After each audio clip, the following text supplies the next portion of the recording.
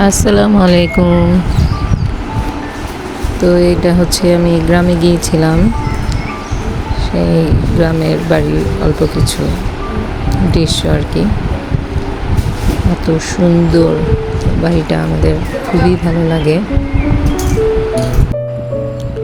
তো বাড়ির সামনে এটা ফুল বাগান, আর এখানে মাছ কাটা হচ্ছে, রান্না বান্নার প্রস্তুতি চলছে।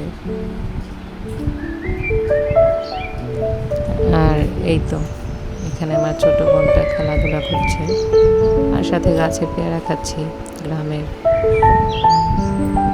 সব কিছু উপভোগ করছি। তো বাড়িটা সব মিলিয়ে খুবই সুন্দর, গাছে ভরা, সবুজে ভরা,